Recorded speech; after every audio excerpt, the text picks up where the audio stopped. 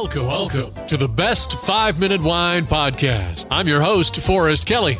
From the seed to the glass, wine has a past. Our aim at the Best 5-Minute Wine Podcast is to look for adventure at wineries around the globe. After all, grape minds think alike. Let's start the adventure. Our featured winery is... We continue our conversation with Michelle Bredeson, owner and marketing manager of Carlos Creek Winery. In our last episode, we kind of touched a little bit on barrels. And we know there's a lot of different ones. You've got clay, concrete, stainless steel, oak. Can you tell me the philosophy of barrels at Carlos Creek Winery?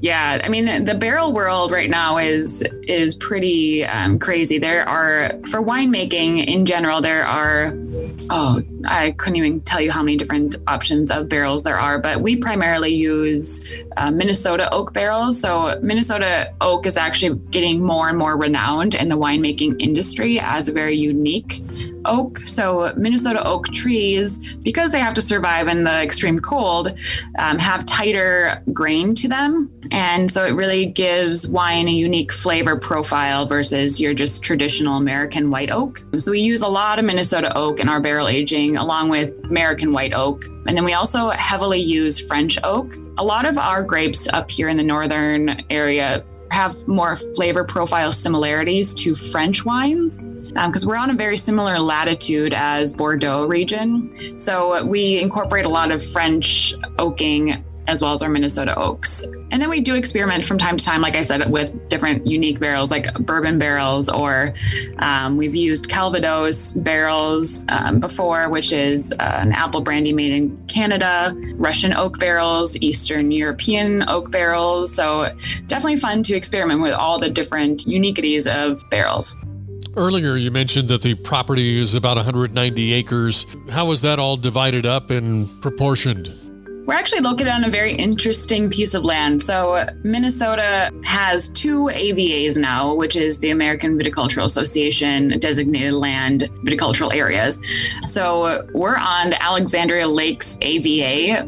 So AVAs, your listeners would be familiar with Napa Valley AVA or Sonoma Valley AVA. Those are all areas that the U.S. government has deemed as unique for grape growing. And so our property is located on the Alexandria Lakes area AVA, which was the first AVA in Minnesota and was designated back in 2000. And so what makes us unique is that we're surrounded by 5 different lakes in a very slender piece of land. So as weather patterns come to us, they change very rapidly. And so our climate is actually distinct right in the middle of the 5 lakes and all around our area. And we also have very extremely sandy soil because this used to be lake bed way back in the day. So sandy soil is very good for growing grapes as it gives a lot of drainage for your vines. So with that being said, we have about 190 acres of total property. For vineyard itself, we're at 26 acres of vines, and we grow 7 different varieties out here.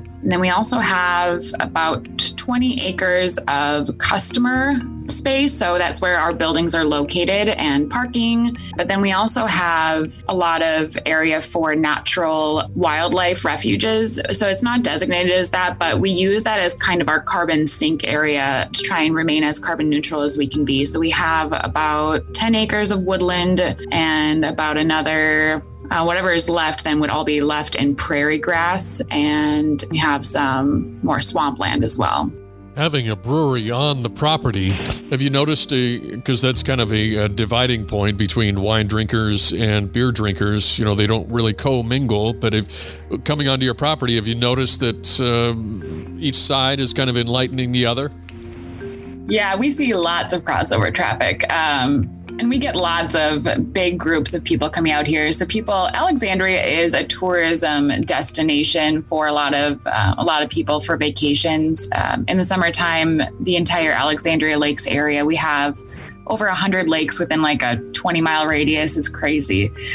So lots of fishing, lots of boating, lots of water activities that happen. We also have a lot of golf courses around, and a really cute downtown for shopping. So a lot of ladies make it their annual getaway to Alexandria specifically. So we see tons of large groups coming out here for family reunions or bachelorette groups. And once we added the brewery, we have been getting a lot more guy groups out here too. They just went golfing and have decided to come out for some beer. And so it's a really fun place to gather, as we have so much space for people to spread out and really feel like they can enjoy each other's company, and whatever celebration they are doing at that point, they get to really be able to do that with people and in a comfortable setting.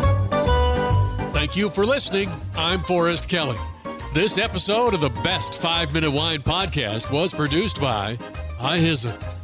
If you like the show, please tell your friends and pets and subscribe. Until next time, pour the wine and ponder your next adventure. This is Doug Vincent with the podcast Walk and Roll Live, Disability Stories. In 1956, I contracted polio. Thanks to my loving parents, I've lived a full, rich life over the past 67 years. Join me as I share my journey and uncover inspiring stories of resilience. This podcast is a platform for survivors of disability and those who champion services for the disabled community. Tune in on Spotify, iHeartRadio, iTunes, whatever your favorite podcast platform is. Let's walk and roll together on this incredible journey of strength and empowerment.